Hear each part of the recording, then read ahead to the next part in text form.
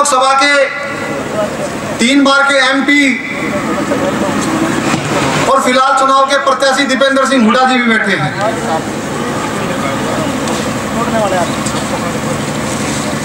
आप लोगों ने बहुत से पॉलिटिशियन, काफी बुजुर्ग आदमी बैठे हैं, उन्होंने अपनी जिंदगी में बहुत से पॉलिटिशियनों से मुलाकात की होगी, बहुत से राजनीतिक आदमियों से मुलाकात की है,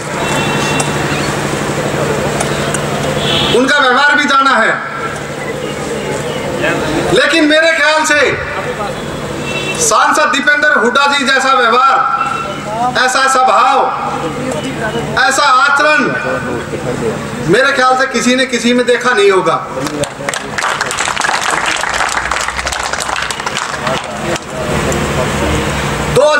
के चुनाव में एक धनखड़ जी बीजेपी की टिकट लेकर आए थे यहां से दीपेंद्र जी के खिलाफ। कोसली विधानसभा से 80,000 वोटें ले गए, जमकर समर्थन दिया कोसली विधानसभा ने उनको। अब कभी कोई कोसली विधानसभा आदमी काम के लिए चला जाता है तो उनका एक ही लफ्ज रहता है, कौन सा कोसली, जबकि उनका बहुत फर्ज बनता है। यहां से लोगों ने उनको बहुत भारी समर्थन दिया है। हमारे सांसद महोदय को जब चाहे वहां रोक लो, जब चाहे वहां बुला लो। ओम प्रकाश धनखड़ धन्यवाद करना है या और बता करना है और नूरी नुहिना वरण कोसली की इच्छा है धन्यवाद तो करना। जय हिंद जय भारत। भाई देखो, जो शब्दों के शब्दकार होते हैं वो ही पहचानते हैं बात। जो शब्द भाई मनोज जी से गलती से बोले भी हो जाता है भाव में कई बार, हाँ, तो उन शब्दों को यही छोड़ दिया, इसको आगे लेके। और अब 5 साल से बीजेपी की सरकार है। आज मैं कुछ अपना रिपोर्ट कार्ड हमारे इलाके में मैं रखना चाहता हूँ कि 5 साल से बीजेपी की जो सरकार है, ये लोग भी आपके बीच में आएंगे। जब ये लोग आपके बीच में आए तो इनको भी बताना चाहिए कि इनके समय में क्या हुआ। मैं उदाहरण देना चाहता हूँ।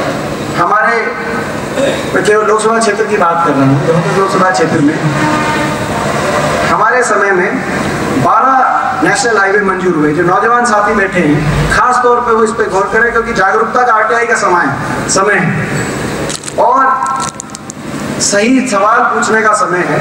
तो मैं उनको कहना चाहता हूँ वो भी इस पे गौर करें। बीजेपी का जो प्रत्याशी है उससे सवाल पूछे।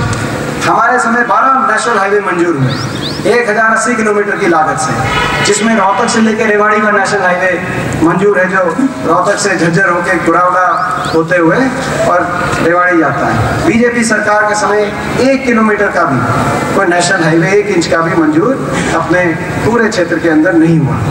इसी तरीके से पूरे क्षेत्र के अंदर 4 यूनिवर्सिटी और रीजनल सेंटर, चाहे वो अपना रेवाड़ी की यूनिवर्सिटी हो, चाहे लूला हिल के अंदर रीजनल सेंटर हो, चाहे वो रोहतक में यूनिवर्सिटी मंजूर हुई हो, 4 यूनिवर्सिटी और रीजनल सेंटर इसके अंदर आए।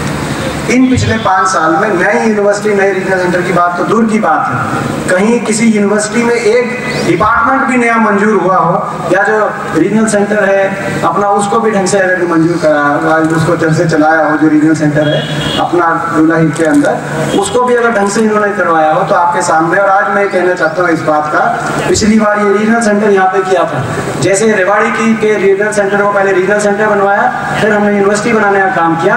इस बार अगर अपना मौका आता है तो ये जो रीजनल सेंटर यहाँ पे महिला यूनिवर्सिटी का बना है, इसको पूरी यूनिवर्सिटी बनवाने का काम हम यहाँ पे करेंगे। 5 साल में इन्होंने क्या किया। इसी तरीके से हमारे समय में 2 रेल की लाइन बिछी, एक रोहतक से झज्जर होकर रेवाड़ी, गुड़ावड़ा पालावास होते हुए जो स्टेशन आप देखते हैं, एक रोहतक से महम होके हासी। लोकसभा क्षेत्र में 2 रेल की लाइन आई, 230 किलोमीटर की कुल रेल की लाइन बिछी। जैसे मैंने बताया 1080 किलोमीटर के नेशनल हाईवे, जिससे नेशनल हाईवे से तस्वीर बदलती है। 2030 किलोमीटर की रेल की लाइन है। बुलेट ट्रेन की बात तो करी, मगर इन्होंने 1 इंच भी रेल की लाइन क्यों मंजूर नहीं करी इस इलाके में, ये इनको बताना चाहिए। 5 साल में 1 इंच की रेल की लाइन नहीं, 1 इंच नेशनल हाईवे नहीं, एक कोई शिक्षा का संस्थान नहीं। हमारे समय 2 इंजीनियरिंग कॉलेज आए, सरकारी इंजीनियरिंग कॉलेज, एक झज्जर के अंदर सरकारी इंजीनियरिंग कॉलेज और दूसरा जैनाबाद प्रेम सिंह जी इंजीनियरिंग कॉलेज। समारोह का आयोजन किया गया है। मनोज कोसलिया जी को और सभी को बहुत बहुत शुभकामनाएं एडवांस में हैप्पी होली। जहाँ तक लोकसभा सीट की बात है, हम ठोस मुद्दे लेके लोगों के बीच में जाएंगे। जो हमारे लोकसभा क्षेत्र में भाजपा सरकार के 5 वर्षों में कोई काम नहीं किया गया, उस बात को एक्सपोज करेंगे और मुझे पूरा विश्वास है कि लोगों का साथ और आशीर्वाद मिलेगा।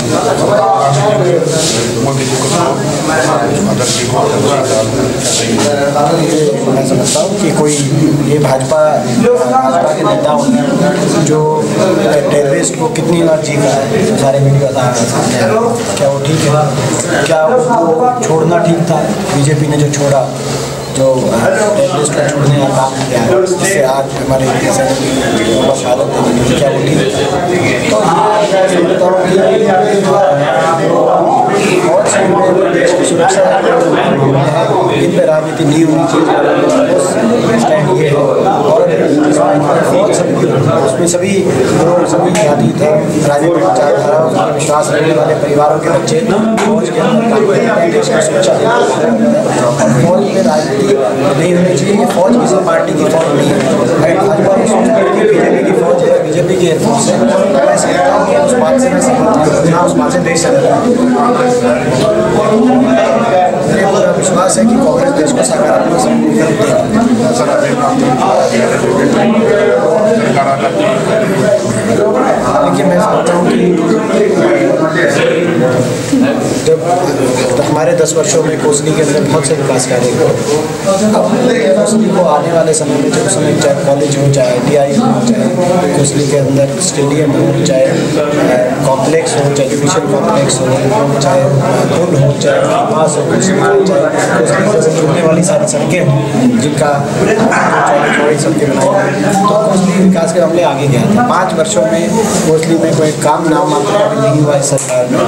और अब आने वाले समय में जैसे रहेगा कि औद्योगिक केंद्र कोसली में स्थापित कराना एक हमारी प्राथमिकता होगी, ताकि यहाँ पे औद्योगिक निवेश हो सके। जो निवेश होगा, जो फैक्ट्रियाँ आएंगी, तो यहाँ की अगली पीढ़ी को अच्छा भविष्य के अवसर मिल सकेगा।